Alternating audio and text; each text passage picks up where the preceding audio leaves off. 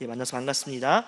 오늘부터 이제 오후 성경학교 이제 새롭게 시작하게 되는데요. 오늘부터는 신약 전체 마태복음부터 요한계시록까지 그렇게 전체를 빠르게 한번 살펴보도록 그렇게 하겠습니다. 오늘은 서론과 마태복음을 좀 이렇게 생각해 보려고 하는데요. 먼저 간단하게 신약에 대해서, 신약이 어떻게 흘러가고 있는지 먼저 한번 보도록 하겠습니다. 여러분, 신약에 여러 많은 성경이 있는데요. 총 신약이 몇 권이지요? 39권이요? 지금 방금 3 이렇게 하신 분 계신데 큰일 납니다. 27권이죠. 신약 성경 27권입니다. 27권인데요. 이 27권을 여러 이제 기준으로 나누는데요. 특별히 가장 많이 나누는 기준, 어떤 기준들로 성경을 분류할 수 있나 한번 좀 먼저 보겠습니다. 먼저 역사서가 있습니다. 역사서가 어떤 건지 아시겠죠? 역사서는 말 그대로 연대기 순으로 어떠한 사건들, 어떠한 일들이 있었는지를 보여주는 그런 책들입니다. 먼저 우리가 지금 오늘부터 보게 될 복음서들, 마태복음, 마가복음, 누가복음, 요한복음, 이 사복음서가 역사서에 포함되어 있습니다. 그리고 또 한 권이 있지요. 잘 아는 어떤 거죠? 사도행전. 그래서 교회가 처음에 어떻게 시작했는지, 그리고 선교가 어떻게 시작되었는지, 그리고 하나님의 복음이 어떤 과정을 거쳐서 전 세계에 퍼지게 되었는지를 다루고 있는 책, 바로 사도행전입니다. 그래서 마태복음으로부터 사도행전까지를 우리는 역사서다 이렇게 얘기합니다. 그리고 이 역사서 안에 마태, 마가, 누가, 요한 사복음서가 포함된다는 것 우리 기억하고 넘어가야 될 것 같습니다. 그리고 여러 가지 이제 신약에 편지들이 있습니다. 그렇죠? 편지들. 이 편지들은 소위 그래서 서신 이렇게 우리가 이야기하기도 하는데요. 그래서 바울 서신은 누가 쓴 겁니까? 바울이 쓴 겁니다. 그죠? 당연하죠. 그래서 바울이 쓴 건데, 이 바울 서신서 중에서는 바울의 서신이 가장 많은데, 바울 서신도 크게 두 가지로 나눌 수가 있습니다. 먼저는 교회 서신이에요. 교회 서신. 이 교회 서신이 9권입니다. 어떤 책들이 있죠? 로마서, 고린도전서, 고린도후서, 갈라디아서, 에베소서, 빌립보서, 골로새서, 데살로니가전서, 데살로니가후서. 그래서 총 9권입니다. 여러분, 이 교회 서신의 특징은 뭘까요? 편지인데 누구한테 편지를 쓴 거예요? 교회에 편지를 쓴 겁니다. 그러니까 바울 서신 중에 이 교회 서신은 사도 바울이 자기가 개척하고 또 자기가 사역했던 교회에 편지를 쓴 거예요. 사도 바울이 왜 편지를 썼을까요? 지금 이 교회에 떨어져 있거든요. 근데 이 교회의 소문을 들어보니까 뭔가 문제가 생겼어요. 뭔가 어려움이 있어요. 뭔가 신앙생활을 제대로 하지 못해요. 그러니까 직접 갈 수 있는 상황은 아니에요. 그럼 어떻게 하면 됩니까? 편지를 쓰는 거예요. 그래서 직접 가서 목회하지는 못하기 때문에 편지를 써서 성도들로 하여금 문제를 해결하게 하고 교회가 평안을 찾게 하고 또 그런 여러 가지 바른 신앙생활이 무엇인지, 어떤 것이 하나님이 기뻐하시는 뜻인지를 알려주기 위해서 기록된 책들, 이것이 교회 서신입니다. 그러니까 로마서는 로마 지역에 있는 교회에 쓴 편지다 이렇게 생각하시면 됩니다. 그럼 데살로니가서는 어때요? 데살로니가라고 하는 도시에 있는 교회에 쓴 편지다 이렇게 이해하시면 되겠습니다. 그 다음에 또 바울 서신 중에 또 하나는요, 목회서신이에요. 목회서신이 그러면 교회 서신과 큰 차이는 뭐냐면요, 아까 전에 교회 서신은 한 개인에게 보낸 거예요? 아니면 교회 공동체에 보낸 거예요? 교회 공동체에 보낸 거예요. 여러 사람을 위해서 쓴 거예요. 그런데 이 목회서신은요, 특정한 어떤 한 개인에게 쓴 편지예요. 디모데전서, 디모데후서 누구한테 쓴 거죠? 디모데라고 하는 사람에게 쓴 편지예요. 이 디모데가 목회를 하고 있는데 사도 바울이 보니까 걱정이 되는 거예요. 목회자로서 목회를 잘해야 되고 또 어려움들이 있는데 이 어려움들을 어떻게 극복해야 되고 또 교회를 어떻게 잘 섬겨야 될지, 어떻게 문제를 극복해야 될지 알려줘야 되잖아요. 그래서 이런 문제들을 위해서 디모데전서 쓴 겁니다. 이해되시죠? 그럼 빌레몬서는 누구한테 쓴 걸까요? 빌레몬에게 쓴 거겠죠. 디도서는요, 디도에게 쓴 겁니다. 그래서 목회를 위해서 어떤 특정한 한 개인에게 쓴 편지, 이것을 목회서신이라고 합니다. 그리고 또 공동서신이 있습니다. 공동서신은 바울이 쓴 것은 아니에요. 보니까 야고보가 기록하기도 하고 베드로가 기록하기도 하고 요한이 기록하기도 하고 다양합니다. 그런데 이 공동서신은 어떤 특정한 지역에 있는 교회에 쓴 것이 아니라 불특정 다수, 여러 사람들, 여러 교회들을 대상으로 해서 쓴 편지가 바로 공동서신입니다. 그러니까 예를 들어 볼게요. 신앙생활을 해야 되는데 어떤 신앙생활을 어떻게 해야 될지 좀 신앙의 원리에 대해서 기록해서 여러 사람들로 하여금 그 가이드라인을 얻게 하고 싶은 거예요. 그래서 야고보가 야고보서를 기록한 거예요. 그래서 행함이 있는 믿음으로 살아가는 것이 어떤 것인가 이렇게 알려주는 거죠. 그래서 공동서신은 특정 어떤 지역의 교회가 아니라 불특정 다수의 많은 교회, 많은 성도들을 대상으로 해서 쓰여진 편지, 이렇게 이해하게 됩니다. 다시, 그럼 신약의 구조 어떤 게 있죠? 먼저 역사서, 그리고 바울서신 가운데 교회서신, 그리고 바울서신 가운데 목회서신, 그리고 공동서신, 이렇게 크게 네 가지로 분류가 됩니다. 자, 그런데 이렇게 신약을 우리가 이제 구조를 이제 이해했는데요. 그럼 이 신약 시대에 도대체 이 복음이 어떻게 이렇게 급속도로 빠르게 확산될 수 있었는가? 좀 이것을 먼저 좀 생각하고 간단하게 신약 시대의 배경을 좀 한번 생각하고 좀 넘어갔으면 좋겠어요. 우리 앞에서 중간기, 신약과 구약 시대의 중간에 어떤 일들이 있었는가 우리 이전에 우리가 강의 들었었죠. 그것을 조금 기억하시면서 복음의 확산 배경을 조금 생각해 보면 많은 도움이 될 것 같습니다. 먼저 이 예수님 당시, 또 예수님 사후, 예수님 또 승천 이후에 어떤 나라가 온 세계를 지배하고 있었습니까? 미국? 아니죠. 한국? 고구려? 아니죠. 어떤 나라죠? 로마입니다. 로마가 당시에 거의 모든 세계를 지배하고 있었습니다. 그래서 이 시대를 가리켜서 역사가들이 뭐라고 얘기하냐면 팍스 로마나 시대다, 이렇게 얘기합니다. 그러니까 뭐냐면 로마의 평화 시대, 이렇게 이해하시면 됩니다. 그래서 이 당시는 어떤 특징이 있냐면 상대적으로 다른 시대보다 정치, 경제 면에서 안정을 이루었습니다. 그 이전에는 여러 나라들이 서로 난립했거든요. 그러면 어떻게 되겠습니까? 나라와 나라 사이에 전쟁이 끊이지 않았겠죠. 그래서 상대적으로 로마가 거의 모든 세계를 지배하게 되니까 상대적으로 전쟁과 분쟁이 적었고, 또 당연히 치안도 상대적으로 훨씬 더 안정을 그렇게 얻게 되었습니다. 근데 이것이 굉장히 중요해요. 왜 중요할까요? 여러분, 우리가 단기 선교를 가려고 하는데 단기 선교 가는 지역이 막 내전이 발생해가지고 그 국가 안에서 막 이렇게 총격전이 벌어지고 막 테러가 일어나고 그러면 단기 선교 편하게 갈 수 있어요, 없어요? 못 가죠. 어렵습니다. 선교사들이 복음을 전하려고 가는데 그 해당 나라가 치안이 좋지가 않아요. 그래서 퍽하면 강도가 나오고, 퍽하면 도둑 맞고, 퍽하면 불나고, 그러면 선교를 하고 싶어도 안정적으로 할 수 있어요, 없어요? 어렵겠죠. 그렇죠? 그러니까 이 팍스 로마나 시대, 정치적으로 경제적으로 안정이 된다고 하는 것이 단순히 그냥 사는 백성들이 편안하게 사는 것, 이것으로 끝나는 것이 아니라 복음을 안정적으로 지속적으로 전하는데 굉장히 큰 도움을 주게 되는 겁니다. 또 이 당시에는요, 복음을 전하기 위해서 직접 어떻게 해야 되죠? 전도자들이 그 복음을 받지 못한 지역으로 여행해야 되잖아요. 오늘날은 뭐 인터넷으로, 또 책으로, 또 그렇죠? 여러 가지 뭐 방송으로 선교하고 복음을 전할 수 있지만, 이 당시에 복음을 전할 수 있는 거의 유일한 방법은 목격자들이, 복음을 먼저 믿은 그런 전도자들이, 신앙인들이 신앙이 없는 지역으로 가서 복음을 직접 말하는 방법 외에는 특별한 방법이 없단 말이에요. 근데 여행을 하려면 뭐가 필요하죠? 도로가 필요해요. 그죠? 그리고 바닷길을 이용하려면, 그죠?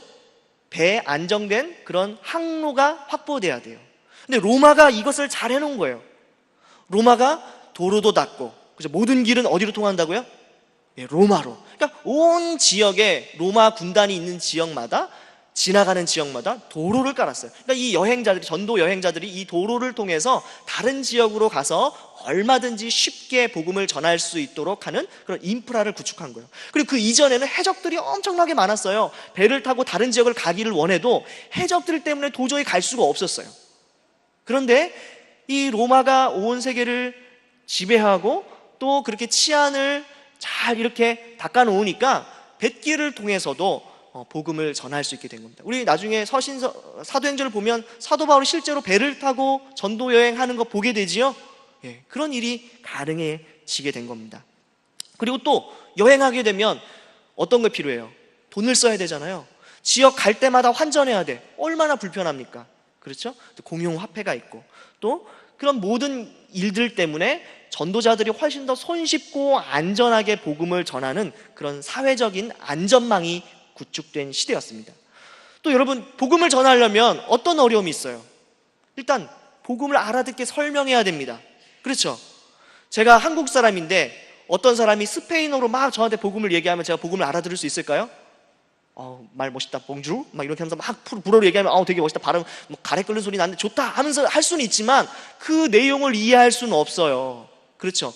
그런데 이 당시에 공용어가 있었는데 헬라어예요. 로마가 이 세계를 지배하면서 헬라어라고 하는 그 공용어가 널리 전파되게 되었습니다. 그래서 이 공용어 헬라어를 통해서 이방인들에게도 상대적으로 복음을 쉽게 전할 수 있었어요. 여러분, 오늘날은 해외 나가면 거의 다 어떤 말을 하죠?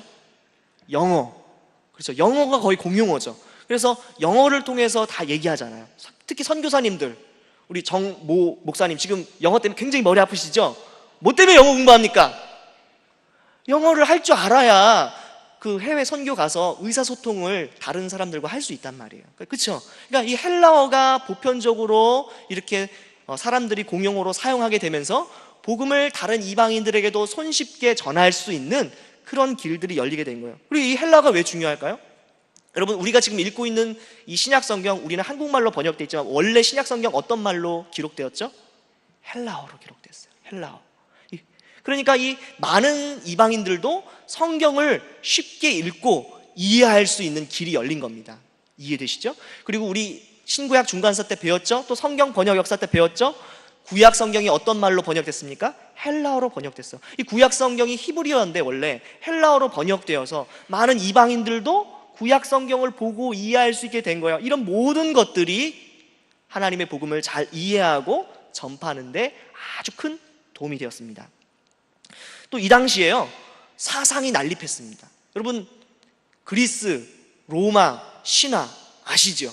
굉장히 많은 신들이 있죠. 또 그리스, 로마의 철학들 우리 잘 아시죠? 고대 그리스 철학, 우리 하면서 철학 공부하신 분들 다 그리스 철학부터 공부합니다. 이때 아주 많은 사상들 또 사상가들이 이렇게 서로 자신이 믿는 바가 진리라고 주장했어요.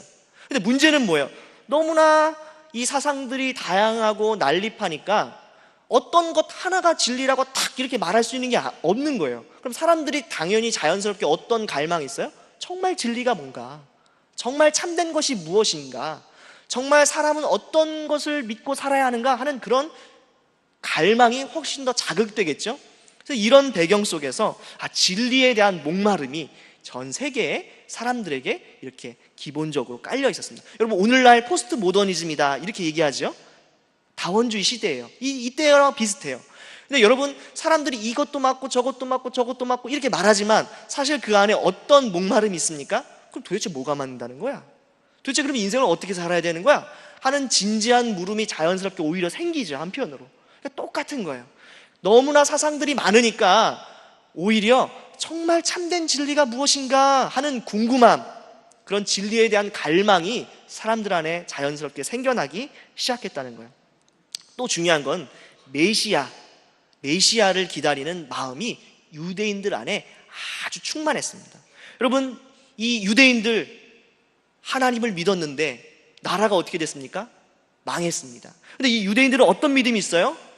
하나님께서 분명히 약속하셨어요. 다윗에게 이 나라가 망하지 않고 그 다윗의 위가 영원히 견고하게 설 것이다. 다시 말하면 다윗의 후손이 하나님의 나라를 표상하는 그런 왕으로서 끝까지 이 나라가 망하지 않고 영원히 그렇게 유지될 것이다, 그렇게 약속했어요. 그런데 문제는 뭐예요? 나라가 망했어요. 그러니까 이 이스라엘 유대인들에게는 어떤 믿음이 있어요?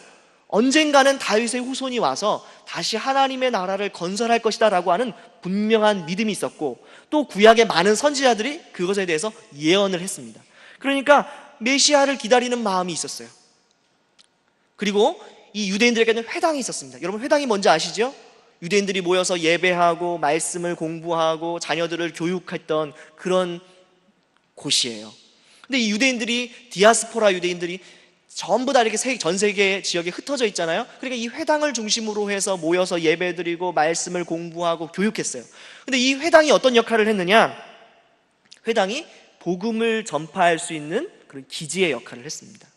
자, 생각해 보세요. 전도자가 멀리 여행을 갔어요. 잠을 자야 되잖아요.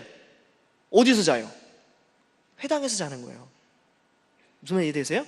자, 멀리 여행을 했어요. 누구한테 그런 복음을 전해야 되죠? 먼저 유대인들에게 먼저 전하는 거예요. 회당에서. 그리고 회당 주변에 유대교에 대해서 관심을 갖고 있는 이방인들이 있잖아요.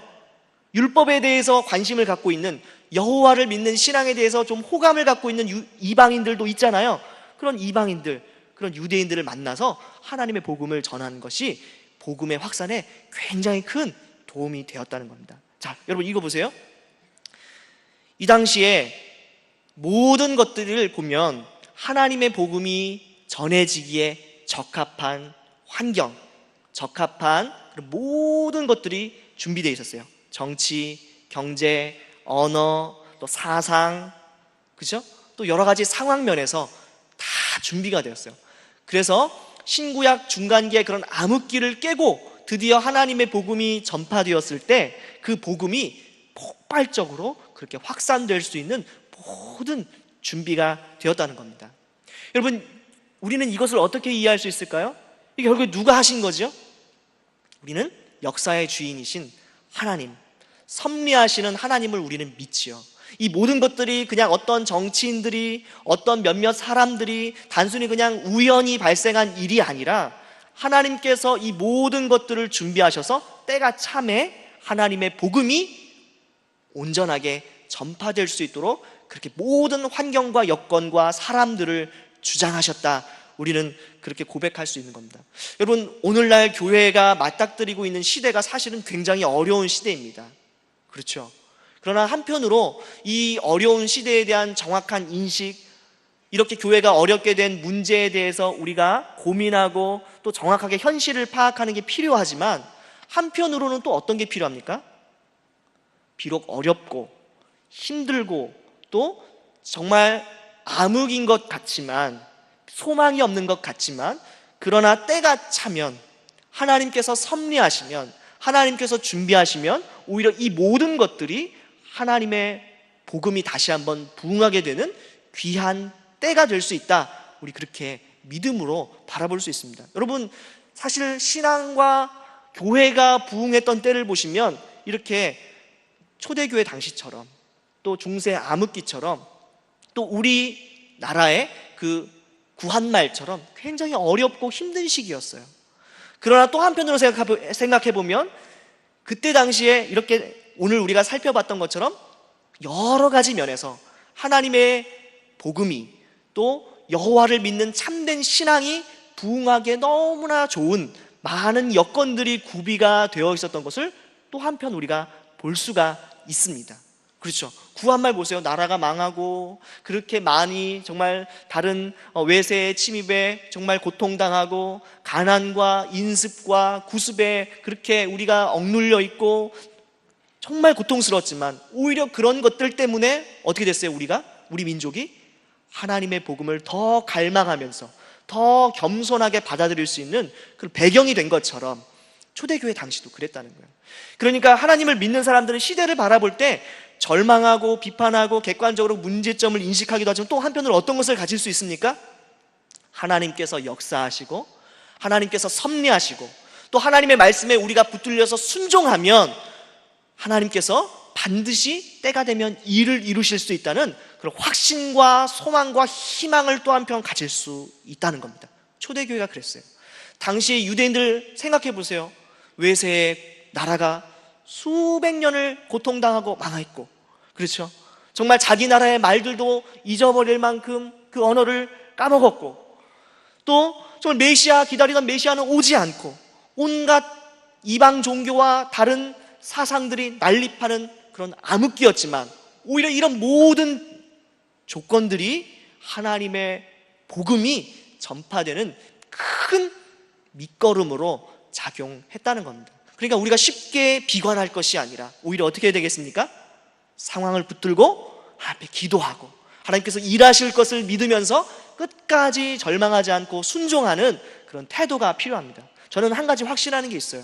비록 이 시대가 어렵고 또 다음 세대가 다른 세대가 되어간다고 그렇게 말하지만, 하나님께서 일하시고 교회가, 성도들이 순종하면서 하나님의 말씀에 정말 열정을 내면 다시 한번 교회가 회복되고 하나님의 영광을 회복하는 일들이 분명히 올 수 있다고 저는 확신합니다.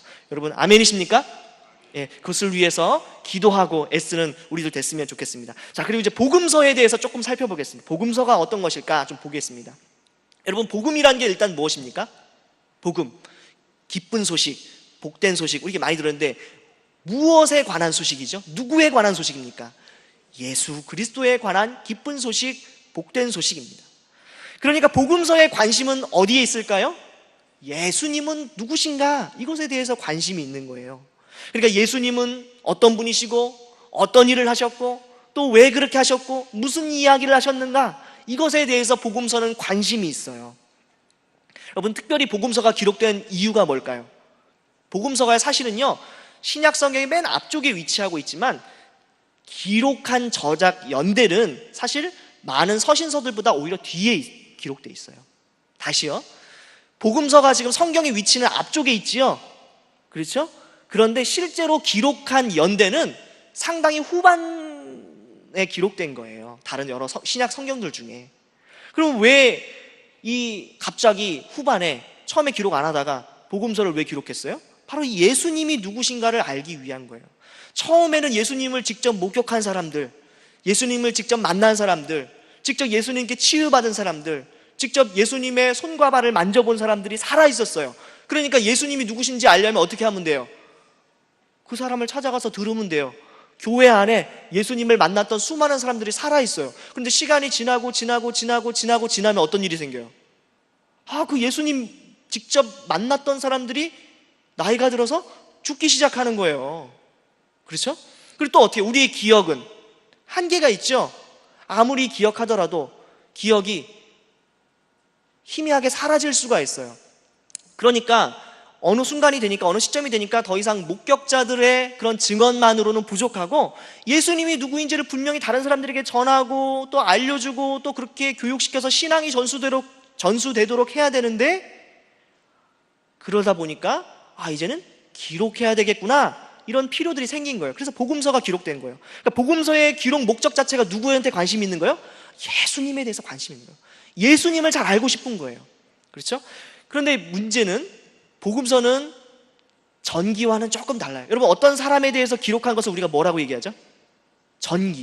전기라고 하죠. 위인전기. 여러분, 이순신 장군 전기 아시죠? 이순신 장군이 처음에 몇 년도에 태어났고 아버지는 누구고 어릴 때는 어떻게 했고 어릴 때부터 뭐 재능이 탁월해가지고 뭐에 은사가 많았고 그렇게 해서 어떻게 하다가 그런데 아버지를 일찍 여의고 쭉 이러면서 어릴 때부터 나이 들어서까지 쭉 차례대로 쭉 기록한 게 전기잖아요. 아시죠? 전기? 신앙 위인전기 이렇게 이런 거 한 번도 읽어보신 적 없나요? 읽어보셨죠? 다들? 그런데 전기 아시죠? 그런데 복음서는 전기와 비슷하긴 해요. 인물에 대해서 관심이 있으니까. 그런데 조금은 달라요. 어떤 면에서 다르냐? 복음서에 예수님에 대한 모든 사건이 기록되어 있을까요? 아니에요. 예수님에 대해서 기록되지 않은 많은 일들도 있어요. 그런 면에서 달라요. 또 두 번째, 전기는 보통 일반적으로 시간 순으로 기록해요. 그렇죠? 어떤 한 인물의 어렸을 때부터 죽을 때까지 그런 일들을 시간 순서대로 차례대로 기록하는 게 일반적인 특성이에요. 그런데 복음서는 시간적인 순서대로 대체로 기록되어 있지만 꼭 그렇지 않은 부분도 있어요. 특별히 우리가 오늘 보게 될 마태복음은 시간 순서대로 기록되어 있지 않아요. 주제별로 묶어놨단 말이에요. 그렇죠? 그리고 또 예수님의 인생을 어릴 때부터 나이 들어서까 죽을 때까지 쭉 똑같이 다루고 있는 게 아니라 어디에 집중하고 있어요? 예수님 공생의 사역 중에서도 죽으심과 부활의 그런 면에 아주 집중적으로 기록하고 있어요. 예수님 그 전에 30살 때까지 뭐 하셨는지 별로 그렇게 기록하고 있지 않아요. 공생의 사역 3년 집중적으로 기록하고 있고, 그 중에서도 예수님의 죽으심, 부활에 대해서 아주 집중해서 분량을 많이 할애하고 있어요. 그리고 또 하나, 복음서의 목적이 뭐예요? 예수님 이런 분이야 라고 그냥 정보를 제공하는 것이 근본적인 목적이 아니라, 그것을 통해서 어떻게 하는 것을 원하는 거예요? 예수님 실제로 믿고 예수님의 말씀대로 순종하고 하나님의 백성으로서 살아가도록 요청하는 것이, 권면하는 것이 복음서의 목적이에요. 그러니까 복음서는 단순히 정보로만 주는 게 아니라 변화를 요구하고 있는 책이에요. 그렇죠? 복음서 읽었는데 아, 예수님 그렇구나 하고 탁 덮으면 의미가 있어요, 없어요? 의미가 없어요. 변화가 일어나야 돼요. 변화가 일어나는 것을 목적으로 해서 쓰여졌다는 면에서 일반적인 전기와 달라요. 자, 그리고 복음서는요, 양쪽으로도 중요해요. 신약 성경의 46%, 만약에 사도행전을 합한다 그러면 사실은 60%나 사실 분량이 차지하고 있어요. 그리고 신약에 왜 제일 먼저 처음에 있습니까? 예수님을 모르면 서신서나 이런 것들을 잘 이해할 수가 없어요. 그렇죠? 그러니까 그런 면에서 중요합니다. 자, 그럼 왜 4개의 복음서일까요? 예수님이 어떤 분이신지를 더 풍성하게 알기 위해서 복음서가 4개가 있는 겁니다. 여러분, 저라고 하는 어떤 사람을 이해하려면 어떻게 해야 되겠어요?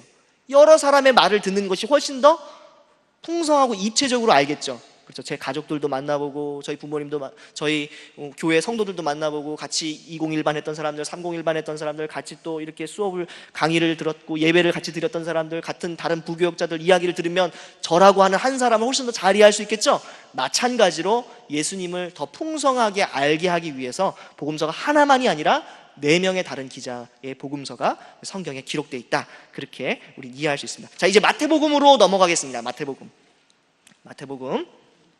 저자는 마태입니다. 마태 잘 아시지요? 마태에서 기록했는데, 마태는 직업이 뭐였죠?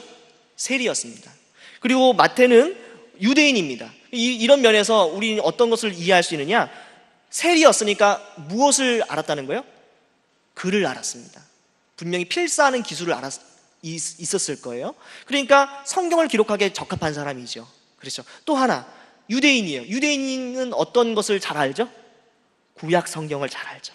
그러니까 구약 성경을 잘 알고 글을 잘 쓰고 체계적으로 정리할 수 있는 능력이 있는 사람이 마태복음을 기록했다라는 점에서 마태가 마태복음의 저자인 것이 참 타당하다, 이렇게 우리는 이해할 수 있습니다. 연대입니다. 연대에 주후 58년에서 68년경 이렇게 기록되었다, 이렇게 보는데요, 그 근거가 예루살렘 멸망의 예언 가운데 실제로 이 사건이 이루어진 것에 대한 암시가 없어요. 그래서 앞으로 미래에 일어날 일인 것으로 그렇게 기록되고 있기 때문에 아마 주후 70년 이전에 아마 기록됐을 것이다, 그렇게 학자들은 이렇게 분명하고 있습니다. 자, 기록 목적과 주제, 이것이 중요한데요, 여러분, 마태복음은 누구를 위해서 주로 쓴 책일까요? 유대인들입니다. 유대인들. 그러니까 유대인으로 하여금 예수님이 누구신지를 알게 하려고 쓴 책이 마태복음입니다. 저 이것에 집중해서 조금 오늘 마무리 지으려고 해요. 자, 여러분, 그러면 이제 질문 좀 한번 던져볼게요. 유대인과 기독교인 공통점이 많죠. 그렇죠? 먼저 어떤 게 있을까요? 먼저 유대교와 기독교가 어디서 시작했죠? 팔레스타인 지역, 중동 지역. 그렇죠? 그리고 그 중에서도 유대인들이 먼저 믿기 시작했어요. 이런 점에서 똑같아요. 유대교나 기독교. 그리고 또 어떤 게 똑같죠? 구약을 동일하게 믿어요. 구약을 똑같이 믿습니다. 유대교도 구약을 믿고요, 우리도 구약 믿죠? 구약 성경 여기 있잖아요. 그렇죠? 똑같아요. 그러면 여호와 하나님 믿습니까? 안 믿습니까? 유대교인들도 여호와 하나님 믿고요, 우리 기독교인들도 여호와 하나님 믿습니다. 그렇죠? 그리고 또 이 유대교인과 기독교인의 독특한 특징이 있는데요, 자기들을 스스로를 누구라고 생각해요? 하나님의 선택받은 사람들이다, 하나님의 선택받은 하나님 나라의 백성이다 라고 스스로 말해요. 그렇죠? 우리들도 어떻게 얘기해요? 하나님 자녀입니다, 하나님 백성입니다. 우리 이렇게 생각하잖아요. 유대교인들도 똑같이 얘기해요. 만나면 우리가 하나님의 자녀입니다, 하나님의 백성입니다, 이렇게 얘기한다는 거예요. 이런 면에서 똑같아요. 그런데 차이도 있죠? 가장 큰 차이는 뭘까요? 여러 가지가 있죠. 많이 말씀하시는데 특별히 중요한 게 신약을 유대교인들은 믿지 않아요. 그렇죠? 신약 믿지 않아요. 그리고 우리는 여호와 하나님, 아버지 하나님도 하나님이라고 믿지만 우리는 또 예수님도 하나님이라고 믿어요. 성령님도 하나님이라고 믿어요. 기독교인들은 삼위일체 하나님을 믿어요. 그런데 유대교인들은 삼위일체 하나님 믿지 않아요. 그렇죠? 가장 중요한 거, 여러분들이 말씀하셨는데 예수님이 누구신가에 대한 이해가 달라요. 우리들은 예수님을 누구라고 생각합니까? 예수님을 메시아라고 믿어요. 그렇죠? 하나님의 나라를 건설하기 위해 이 땅에 오신 하나님의 아들이라고 우리는 믿어요. 그런데 유대인들은 그렇게 믿지 않아요. 이런 면에서 차이가 있습니다. 자, 그러면 이런 유대인들에게 예수님이 진짜 메시아야 이렇게 증명하기 위한 가장 좋은 방법이 뭘까요? 그럼 바로 족보입니다. 여러분 생각해 보세요. 여기에 지금 내가 조선 이씨 왕조의 후손이야 이렇게 말하는 사람이 있다고 가정해 볼게요. 그럼 이 사람이 자기가 이씨 왕조의 후손이라는 걸 증명하는 가장 좋은 방법이 뭐예요? 족보 가져와서 우리 할아버지 누구고 우리 아버지 누구고 우리 증조할아버지 고조할아버지 누구 봐, 나 이씨 후손 맞지? 이렇게 증명하는 게 제일 쉽겠죠. 그렇죠? 그러면 여러분 유대인들에게 메시아는 누구의 후손으로 온다고 다 알고 있죠? 다윗의 후손이에요. 다윗의 후손. 그러면 예수님이 메시아라고 하는 사실을 가장 분명하고 확실하게 증명할 수 있는 방법이 뭐예요? 족보를 갖고 오는 거예요. 마태복음 펼볼까요? 마태복음 1장 보세요. 뭐부터 시작합니까? 그래서 족보로 시작하는 겁니다. 그러니까 이 족보가 근데 특별히요 세 등분이 돼 있어요. 어떻게 등분이 돼 있습니까? 먼저 아브라함부터 다윗까지 14대, 그리고 다윗부터 바벨론으로 포로로 잡혀갈 때까지 14대, 그리고 포로 시대에서 다시 예수님 올 때까지 14대. 그럼 14 곱하기 3 하면 총 몇이에요?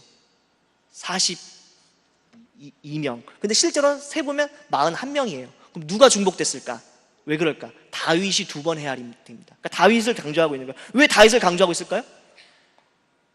다윗의 후손이야 예수님이. 그렇게 말하고 싶은 거예요. 그리고 14 이렇게 3등분 돼 있다고 그랬죠? 14대. 여러분 왜 이렇게 됐을까요? 진짜 14명이라서 그럴까요? 그게 아니고 많이 중간에 생략된 다른 조상들도 있어요. 근데 일부러 14 숫자를 맞춘 거예요. 왜 그렇게 했느냐? 여러분 우리는 어떤 숫자를 얘기할 때 따로 숫자가 있어요 없어요? 있죠. 1이면 1, 2면 2, 3이면 3 문자가 있죠. 그런데요 이 당시에 유대인들은요 이 히브리어는요 숫자를 나타내는 문자가 없어요. 그러면 어떻게 숫자를 표현할까요? 알파벳에다가 일일이 숫자를 정해놨어요. 기역은 1, 니은은 2, 디귿은 3 예를 들면 이렇게 표현하는 거예요. 그래서 이 알파벳을 조합해가지고 숫자를 표현해요. 자, 그러면 14가 그러면 어떤 숫자일까요? 다윗이라고 하는 이름 알파벳을 모으면 14가 돼요.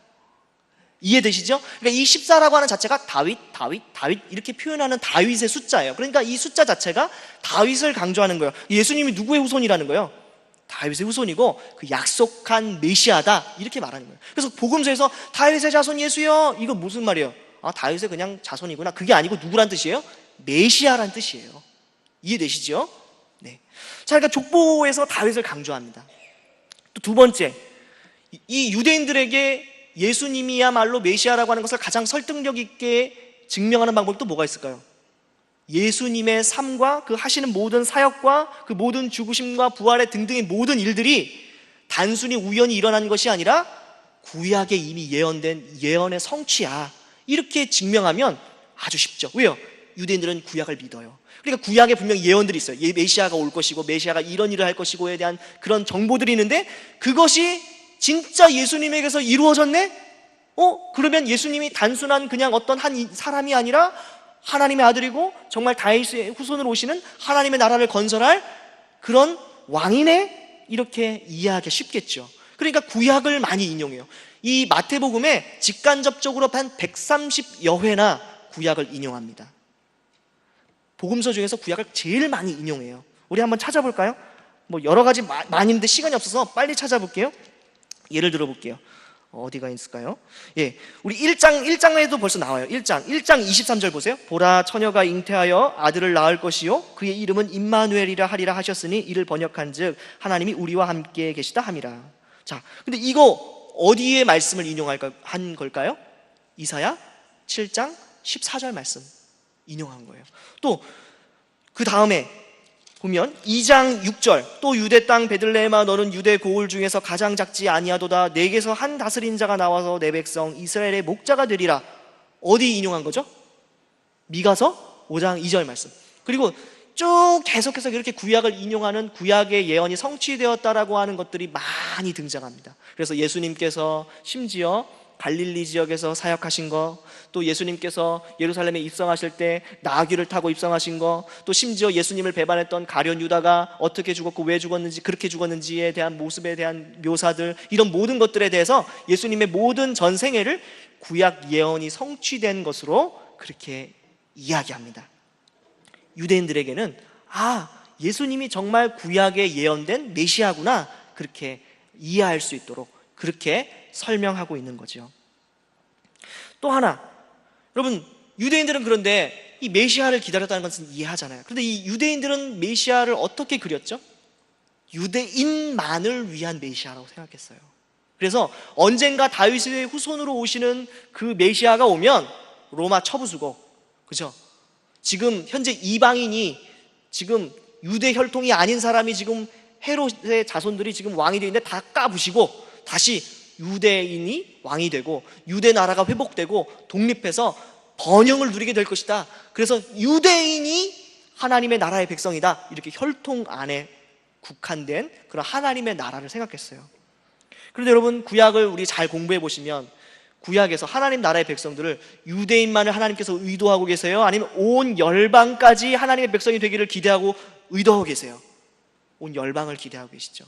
그러니까 유대인들을 대상으로 예수님이 메시아라고 하는 것을 얘기할 때 어떤 것까지 같이 얘기해야 돼요? 예수님이 메시아는 메시아인데 유대인만을 위해서 오신 메시아가 아니라 온 민족, 온 열방을 위한 메시아야.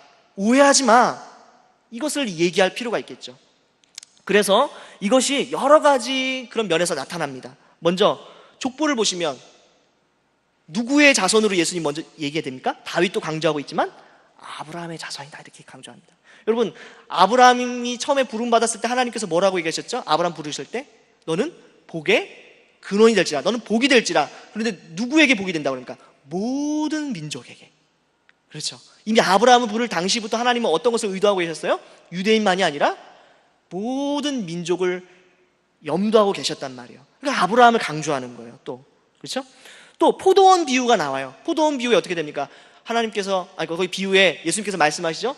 포도원을 이렇게 농부들에게 맡겼는데 이제 삭슬 받으려고 이제 이렇게 사람들을 보내는데 어떻게 합니까? 다 종들을 다 죽여버리죠. 그래서 결국 누구를 보내요? 그 주인 아들을 보냅니다. 근데 이 주인 아들도 어떻게 해요? 죽여버린다. 그러니까 예수님 이제 뭐라고 얘기했죠? 그 주인이 다 죽여버리고 이것들을, 이 포도원을 다른 사람에게 넘겨준다. 이런 이야기도 나오시죠. 그게 뭘 비유하는 거예요? 예수님을 거절한, 하나님의 아들을 거절한 유대인들에게 그죠? 하나님의 심판이 오히려 있고, 오히려 다른 이방인들, 예수님을 믿는 믿음을 가진 그런 이방인들에게도 하나님 나라의 은혜와 복음이 전파될 것을 비유적으로 표현한 것이죠. 또 가장 분명한 거, 마태복음 28장에 우리가 다 외우는 말씀, 무슨 말씀이죠? 찾아볼까요? 이건 찾아보면 좋겠네요. 마태복음 28장 한번 찾아볼게요. 마태복음 28장.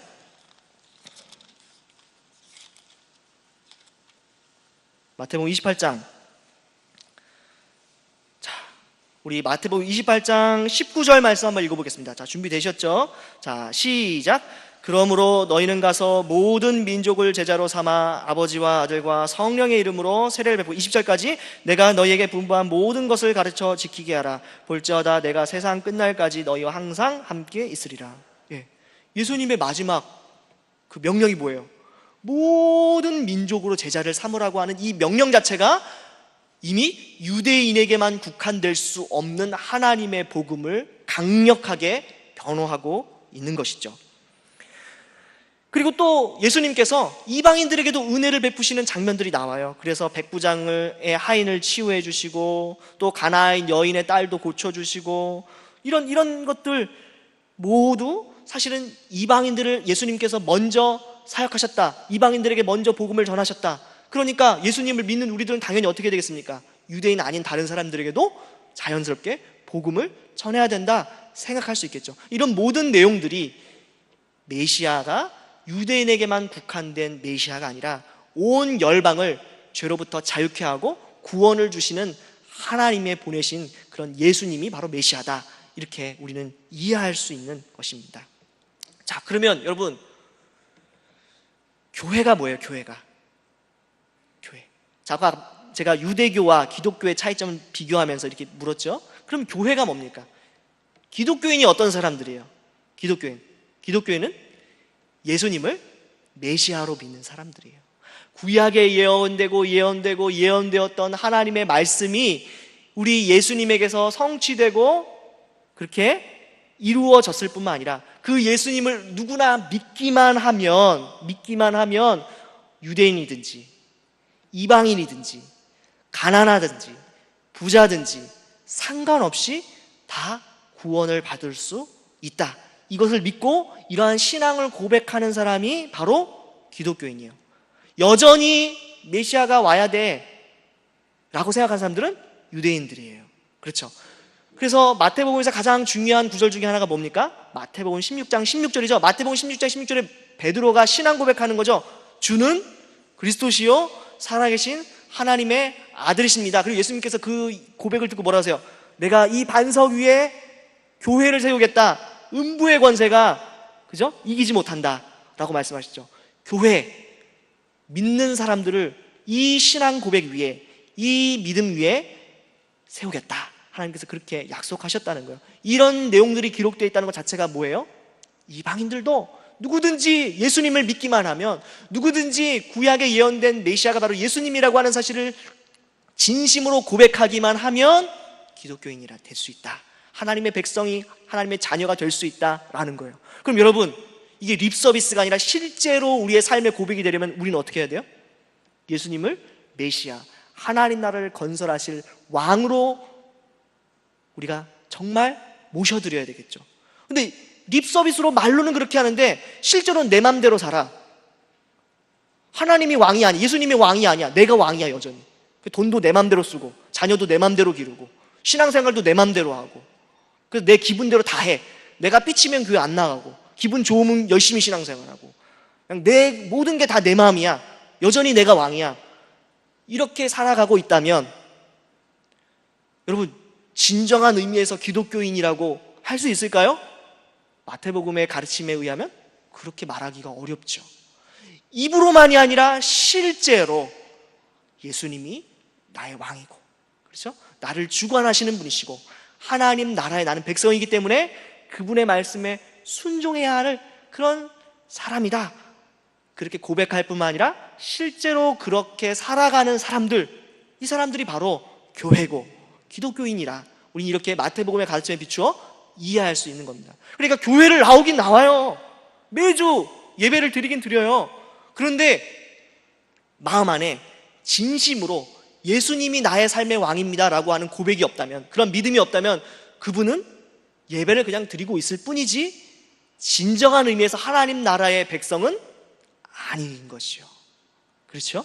여러분, 2013년도에 CCC 한국 대학생 선교회가 해놓은 그런 설문조사, 제가 그 자료를 보니까요, 기독교인 대학생 중에 70%, 73%가 70% 약간 넘는 사람들만, 학생들만 예수님을 구세주로 그렇게 고백하고 있더라고요. 예수님을 왕으로 고백하고 있더라고요. 나머지는 잘 모르겠다 이거예요. 기독교인이라고 종교란에 쓰긴 했지만, 여러분 실제로 어른들 가운데도 그런 분들이 있을 수 있죠.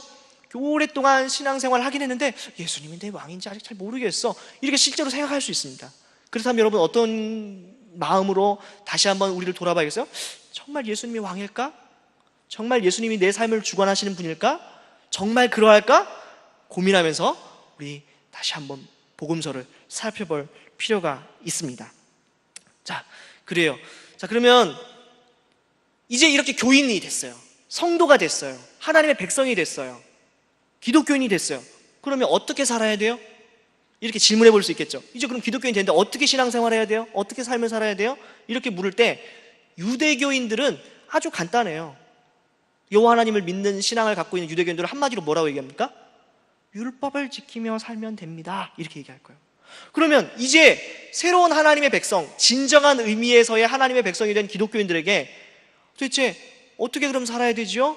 라고 물었을 때 마태는 그것에 대한 답변을 해줘야 될 필요가 있어요. 유대교인들한테, 유대교였던 신자들한테. 그렇겠죠.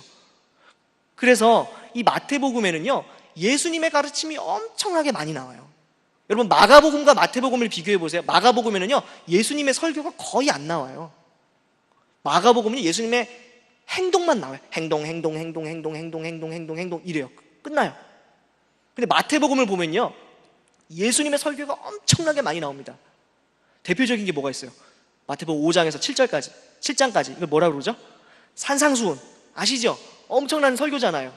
그래서 이런 설교를 모아가지고 5 뭉탱이의 아주 긴 예수님의 가르침을 묶어놨어요, 주제로. 그래서 마태복음을 보면 어떻게 구조가 되어 있냐면, 예수님이 행동하셔요, 사역하세요. 그리고 예수님의 설교가 나와요, 가르침이 나와요. 그리고 또 예수님이 행동하세요. 그리고 또 설교가 나와요. 행동하고 설교하고, 이렇게 5번이 반복이 됩니다. 그러니까 이런 것들을 통해서 우리는 어떤 걸 알 수가 있어요? 아, 예수님께서 정말 메시아로서 이런 행동을 하셨고, 또 예수님의 제자인 사람들은 이러이러한 삶을 살아야 되는구나 알 수가 있어요.